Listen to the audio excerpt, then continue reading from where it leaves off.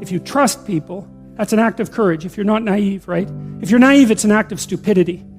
Because you might get bit, and you probably will. And if you're naive and you get bit, you will suffer for it. It'll traumatize you. But if you're not naive and you know you can get bit, then you might ask, well, what should you do with people? And the answer is you should trust them.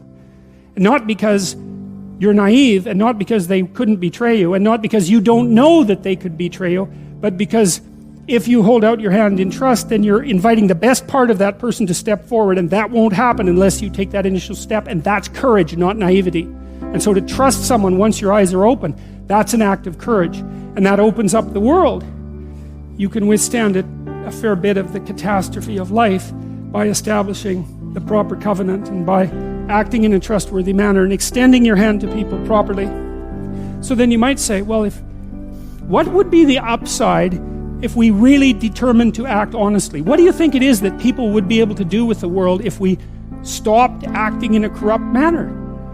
I mean, what is the upside? Do you think we could, how far back could we push aging, do you think, if we hit it hard for 50 years? Could we triple our lifespan? It wouldn't surprise me. You know, all these terrible diseases that beset the planet, we could get rid of them. There's no reason for hunger and starvation. We make enough food.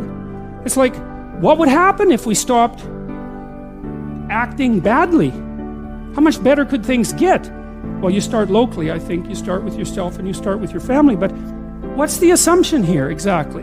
What is the upper end for humanity? I mean, who's going to say, right? Who's going to say, especially in this day and age, man? There's so many things happening that you can't even comprehend them. What could we do if we put all of our effort into it? Well, you can experiment with that, because you can start in your own household. You can start in your own room. And you can make miracles happen in the confines of your own space. There's no doubt about that. All you have to do is try. You'll see that happens. And people are writing to me and telling me that they're trying this and that that's exactly what's happening. Who knows how tough you are? And maybe you find out by going out to find out how tough you are, right? So you take on a challenge, one that you think you can master, that's just a bit beyond your grasp, and you master it, and then you're a little tougher, and you think, hey, that worked out pretty well. And so then you're more of a monster. And then you go out and you find another challenge that's even bigger, and you think, well, maybe I can do that too. And then all of a sudden you can, and you get a little bit bigger, and God only knows what the limit is of you. Who do you want to be when there's a crisis? Right? Do you want to be the person that everyone can turn to for strength?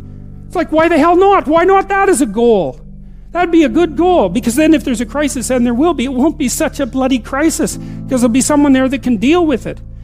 You have to contend with death and suffering, and you have to be ready for it, and you have to be there for the person, because that's all they're going to have. And so there's a goal, man. And in this time of nihilism, it's what's the point of life? People ask, and they're taught that at universities. What's the point of life? Everything's interpretation. Humanity's a cancer on the planet. Well, how about no?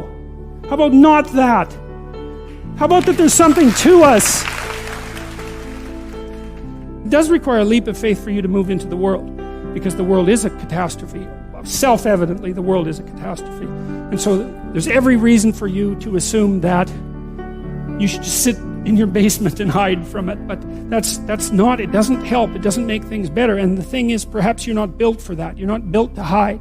I don't think that people are built to hide. I think it destroys them. It's a really tough thing to understand, is like, how much trouble would you want there not to be? It's a weird question, right? Because you want to have something to contend with. You want to have something that forces from you the best that you have. And so you have to have real problems. It's something like that. Would you dispense with all your real... You could just lay down on a bed and have pablum infused into your mouth, if all your problems were solved. And so maybe you want difficult problems that you can solve, something like that, because there's some... I don't know what it is about it. There's the overcoming and the growth that comes along with that. There's something about the nobility of the enterprise. You certainly see that when you go about having children, for example, which is the people who don't have kids are happier.